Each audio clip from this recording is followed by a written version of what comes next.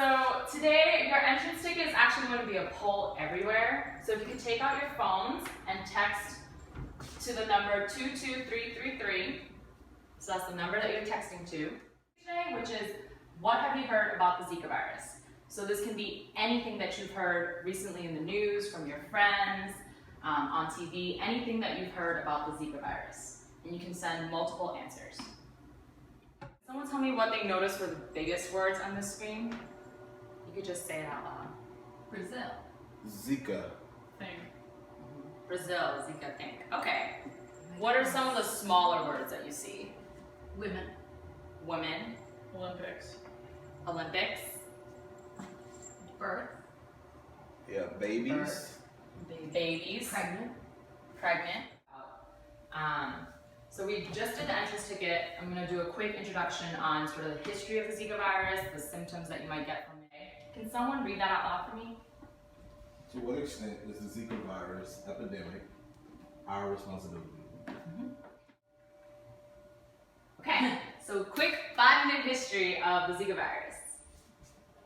So Zika is one of the many health threats on the planet. You might have heard of Ebola, you might have heard of AIDS, you might have heard of any sort of health epidemic, okay? In this case, Zika is actually a mosquito-borne disease. It was first found in a mosquito, and so the virus was actually first discovered in 1947 in Uganda in the Zika forest in a monkey. And that quickly spread throughout Africa and Asia. So in this 30-year span from 1951 to 1981, it spread to all of those countries in the African continent and Asian continent. Then in 2007, it was the first time that it was found outside of both of those continents on an island in Micronesia called Yap Island. So 2007 was really the first time that it leaves those two continents. And then fast forward to today, so starting last year, people started seeing the Zika virus spread in the Americas. And so I want you to think about this question. Why are we only paying attention to Zika now if we discovered it in 1947? And I want you to turn and just talk to somebody next to you about this question. We ignore things, like we don't feel like that's like kind of our problem. And I think what I got from Ms. Lee's talk was like we are now seeing it closer to us, like someone in Connecticut has it, right? Who has contracted it, right? So that's the United States. And so now we feel like we should be looking at it, right? But what do you think? Well, she also said that it started like in Africa and Asia, and I think it's easier for us, like you said, to ignore things further away, but also. Okay, so can anyone tell me what they were talking about with their partners about this question? So Emma brought up a really amazing point, and she talked about how sometimes countries that we view as lesser, we tend to ignore, right? So like places like them, because the disease was in Africa and Asia, and we view Africa as Asia as like less than, like, you know, third world, like we kind of ignore them, and I thought that was an amazing point. Yeah, and then Tez also said, I mean, I think that this relates to it, like, it's only now that we're seeing it here, so it's only now that we're afraid. Could you just talk a little bit more about that fear, like the afraid part? I especially thought the point that Tezzy brought up about Africa and Asia being ignored a lot, that's really something that we should interrogate as historians, right? Because if we look at the history of the Zika virus, we've known that it's existed since 1947. And who knows how many cases of babies having microencephaly or whatever might have happened to people in Africa and Asia between the years of like 1947 and 1981 that we completely ignored, right? Until it became something that was close to home. So I thought those are some really great points. Thank you for sharing. So has anyone ever heard of concept map before or seen one? Okay, perfect. So concept maps, there's a few ways to use concept maps. I like to think of concept maps as a way to break down a really big idea into smaller ideas. This is just an example of a concept map. You might have seen something like this in science, right? So this big idea at the center is energy.